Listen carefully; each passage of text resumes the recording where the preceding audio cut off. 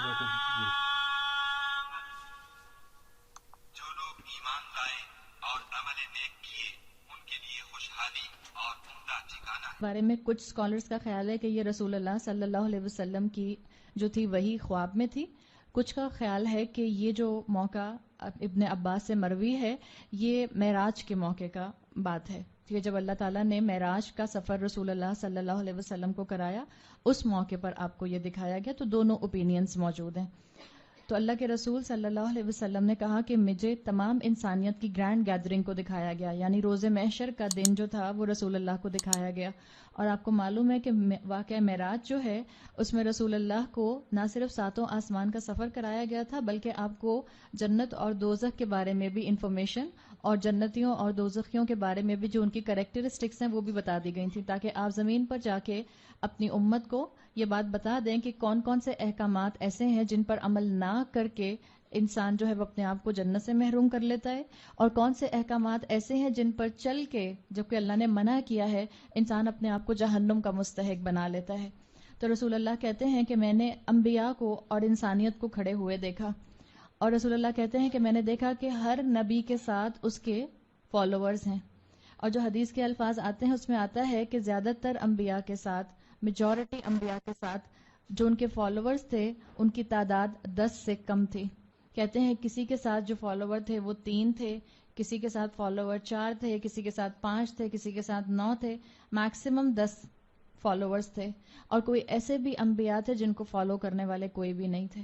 تو یہ جو بھی نمبر آف لوگ اللہ تعالیٰ کے رسول نے اپنے انبیاء کے ساتھ دیکھے جو ان کے فالوورز تھے، ان کے علاوہ رسول اللہ کہتے ہیں باقی ساری اس نبی کی قوم جہنم میں گرا دی گئی۔ جیسے جس نبی کے لیے آتا ہے کہ رسول اللہ کہتے ہیں میں نے ان کو دیکھا ان کے ساتھ کوئی فالوور نہیں تھا، ان کی پوری قوم کو جہنم میں گرا دیا گیا، وہ اکیلے جو تھے وہ تنہا کھڑے ہوئے تھے، اس لیے کہ انہوں نے اپنی رسول کی بات نہیں مانی تھی۔ پھر اللہ کے رسول صلی اللہ علیہ وسلم کہتے ہیں کہ مجھے اپنی امت کو دکھایا گیا، یعنی کس کو دکھایا گیا؟ مسلمان امت کو دکھایا گیا۔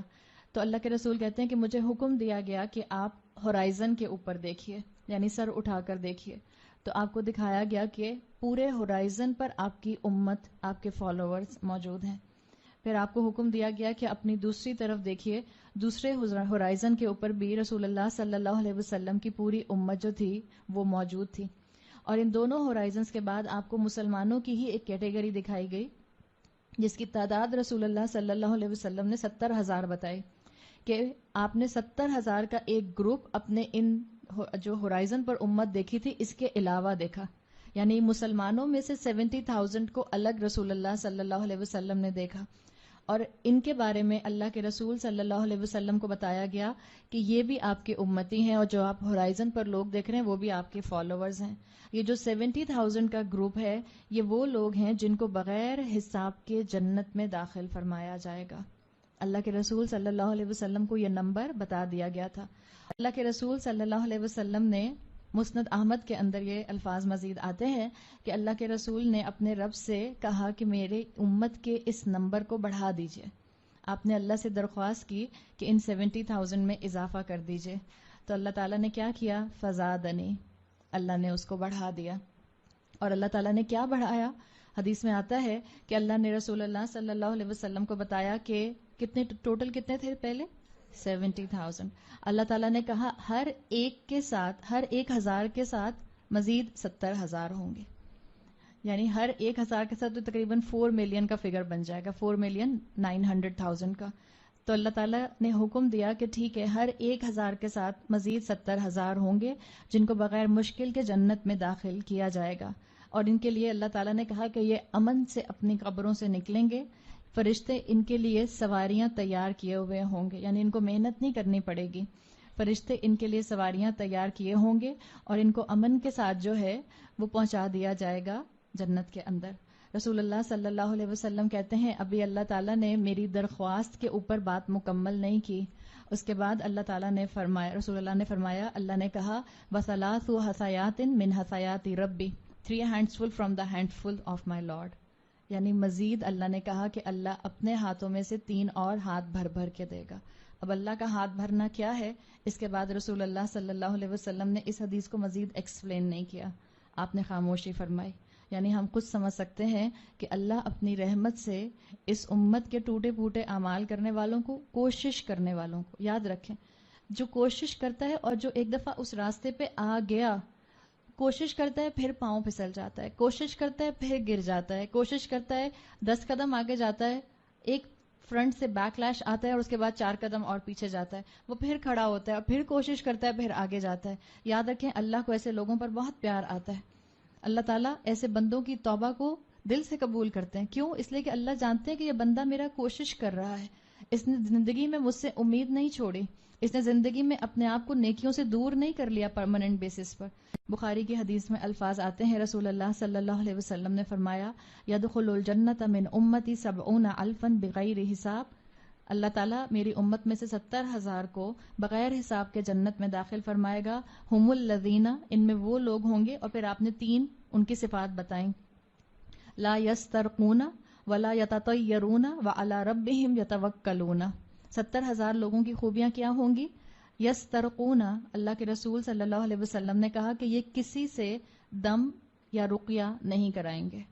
دوسرا آپ نے کہا وَيَتَطَيَّرُونَ، یہ بیڈ اومنز نہیں لیں گے. بیڈ اومنز کا مطلب کسی نمبر کو ان لکی نہیں سمجھیں گے، کسی رنگ کو مثال کے طور پر ان لکی نہیں سمجھیں گے، کسی اوکیزن کو، کسی دن کو منحوس نہیں سمجھیں گے، کسی مہینے کو منحوس نہیں سمجھیں گے. اور ہم مسلمانوں کا کیا کہنا کہ ہم سفر کے مہینے کو منحوس سمجھتے ہیں.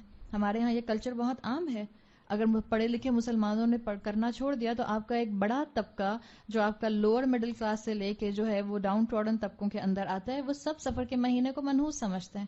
اس کا بیک گراؤنڈ الگ ہے، اس وقت یقیناً وقت نہیں ہے کہ ہم اس کے اوپر تفصیل سے بات کریں، لیکن یہ دور جاہلیت کی ہی امینڈمنٹس تھے جو یہاں تک پہنچے اور مسلمان اب تک اس کو کرتے ہیں. دور جاہلیت کے ریمننٹس ہیں جو یہاں تک آ رہے ہیں. دور جاہلیت میں عرب کے معاشرے میں سفر کا مہینہ جو تھا، سفر اصل میں صفر سے بنا ہے.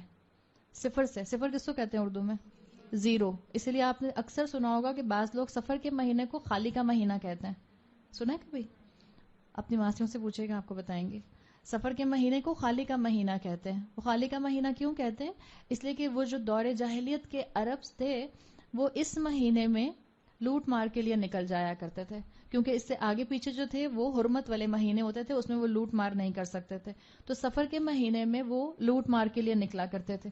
جب لوٹ مار کے لیے مرد نکلا کرتے تھے تو گھر خالی ہو جایا کرتے تھے، ایک وجہ یہ تھی.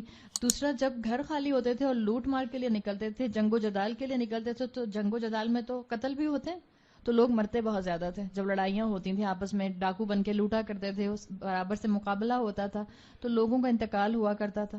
جب لوگوں کا انتقال ہوا کرتا تھا اور واپس پیچھے لاشیں آیا کرتی تھیں، تو مردوں کی نہ ہونے کی وجہ سے وہ کہتے تھے ہمارے گھر خالی ہو گئے. یہ اب تب سے چلا آ رہا ہے سفر کا مہینہ، جس کے اوپر نحوس ہونے کا، منحوس ہونے کا ٹائٹل لگا ہوا ہے.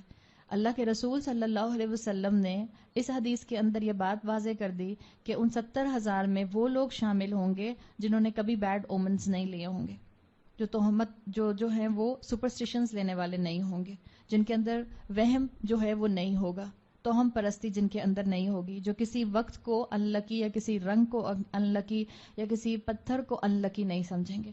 پتھروں کو بھی اپنے لیے ان لکی سمجھنا یہ بیڈ اومنز لینے کے برابر ہے. خواتین کہتی ہیں ہمیں فیروزہ سوٹ نہیں کرتا. فیروزہ سوٹ نہیں کرتا. کبھی کسی خاتون کو آپ نے یہ کہتے ہوئے سنا کہ مجھے ڈائمنڈ سوٹ نہیں کرتا؟ ڈائمنڈ بھی تو پتھر ہے. ڈائمنڈ کیا ہے؟ کبھی کوئی خاتون آپ کو یہ نہیں کہتی ہوئی ملیں گی مجھے ڈائمنڈ سوٹ نہیں کرتا، مجھے گولڈ سوٹ نہیں کرتا. کوئی خاتون آپ کو نہیں ملیں گی اس میٹل کو، گولڈ کو کہتے ہوئے مجھے جو ہے وہ گولڈ سوٹ نہیں کرتا، لہٰذا میری شادی کے موقع پہ میرے سسرال والے مجھے امیٹیشن دے دیں. کوئی بھی عورت آپ کو یہ کہتی ہوئی نہیں ملتی. یہ سب اصل میں پیچھے سے روٹس میں، کلچر میں وہ پیگن ریلیجن، وہ دور جاہلیت ہوتا ہے.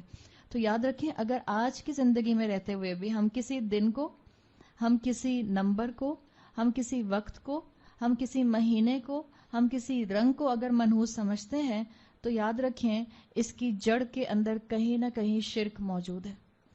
اور شرک اتنی ہی باریکی سے پینیٹریٹ کرتا ہے. ہم کہتے ہیں نہیں ہم تو شرک نہیں کرتے. اللہ کے رسول صلی اللہ علیہ وسلم نے کہا تھا شرک کو پہچاننا بہت مشکل ہے. اس کو صرف وہ پہچان سکتا ہے جس کے دل کے اندر ایمان کا فرقان فٹ ہوگا، ایمان کا کرائٹیرین فٹ ہوگا، جو ایمان اپنے دل میں بھرپور رکھے گا. اور اللہ کے رسول نے مثال دی تھی کہ شرک کی مثال کیسے ہے. کہا اندھیری رات، پچ ڈارک، اور کالا پہاڑ، اور کالے پہاڑ کے اوپر کالی چینٹی. نظر آئے گی کسی کو؟ نہیں نظر آ سکتی نا. اللہ کے رسول نے کہا تھا شرک بھی اتنی ہی سوئفٹلی زندگیوں کے اندر پینیٹریٹ کرتا ہے. تو اتنا ہی زیادہ محتاط رہنے کی ضرورت ہے, اتنا ہی زیادہ اپنا پروٹیکشن کرنے کی ضرورت ہے, اتنا ہی زیادہ قرآن اور احادیث سے جڑنے کی ضرورت ہے تاکہ آپ اور میں اپنا بچاؤ شرک سے کر سکیں. اور پھر یہ شرک الٹیمیٹلی انسان کو بیڈ اومنس کی طرف لے کر جاتا ہے. تیسری چیز اللہ کے رسول صلی اللہ علیہ وسلم نے فرمائی وَعَلَىٰ رَبِّهِمْ يَتَوَكَّلُونَ, وہ اپنے اللہ پر پورا توکل کریں گے, پورا بھروسہ اللہ پر. ڈاکٹر اسرار ایک بات کہا کرتے تھے جو بہت ہی اپیلنگ بات لگتی ہے. وہ کہتے تھے کہ آپ کی جیب میں یا آپ کے اکاؤنٹ میں اتنا پیسہ ہو کہ آپ کو پتا ہو کہ آپ اپنی آگے آنے والی 50 سال زندگی کی ضروریات پوری کر سکتے ہیں. آپ کے پاس آپ بڑے آرام سے گھر خرید سکتے ہیں, گاڑی خرید سکتے ہیں, آپ اپنے بچوں کی ضروریات پوری کر سکتے ہیں, اور آپ کے پاس اتنا مال ہو کہ آپ کے پاس 50 سال زندگی آرام سے گزر جائے. تو کہتے ہیں اس کا مطلب ہے توکل اللہ پر نہیں ہے. توکل کس پر ہے؟ اس پیسے پر ہے. کہتے ہیں جیب میں پیسہ نہ ہو اور آپ کا پھر توکل اللہ پر ہو کہ جس اللہ نے مجھے پیدا کیا ہے اس نے کہا ہے کہ اللہ نے تو ایک رینگنے والے کیڑے کا بھی رزق اپنے ذمہ لیا ہے, تو میں تو اشرف المخلوقات ہوں, میرا رب مجھے تنہا نہیں چھوڑے گا. وہ اللہ جو مجھ سے 70 ماؤں سے بڑھ کر محبت کرتا ہے وہ مجھے تنہا نہیں چھوڑ سکتا, وہ مجھے رزق سے دور نہیں کر سکتا, جو میرے نصیب کا ہے وہ مجھے مل کر رہے گا. یہ توکل کا لفظ سننے میں تو بڑا آسان لگتا ہے لیکن پریکٹیکلٹی میں لانا اس کے لیے آپ کو بہت اسٹرانگ نروس چاہیے ہوتے ہیں. تو اللہ کے رسول صلی اللہ علیہ وسلم نے یہ 3 خوبیاں بتائیں کہ وہ کسی سے دم نہیں کرائیں گے, بیڈ اومنز نہیں لیں گے اور اللہ پر توکل کریں گے. بعض محدثین کہتے ہیں کہ یہ جو کسی سے دم نہیں کرائیں گے, رقیہ نہیں کرائیں گے, یہ اتنا جو جملہ ہے یہ شاید اس حدیث کے اندر ایڈیشن ہے. بعض اس کو کہتے ہیں کہ یہ ایڈیشن ہے, بعض کہتے ہیں کہ نہیں یہ اس کا حصہ ہے. جو اسکالرز بتاتے ہیں کہ نہیں یہ اس حدیث کا حصہ ہے وہ یہ کہتے ہیں کہ رقیہ کرنا یا دم کرنا منع نہیں ہے, کروانے کی بات ہو رہی ہے. انفیکٹ کروانا بھی گناہ نہیں ہے, یاد رکھیں. کسی سے رقیہ کروانا, کسی سے دم کرانا حرام نہیں ہے. مثال کے طور پر آپ کو اس کی مثال اسکالرز کیا دیتے ہیں کہ اللہ کے رسول صلی اللہ علیہ وسلم پر جادو ہوا تھا. لبید ابن عاصم تھا یہودی جس نے اپنی بہنوں کے ساتھ مل کر رسول اللہ صلی اللہ علیہ وسلم پر جادو کر دیا تھا.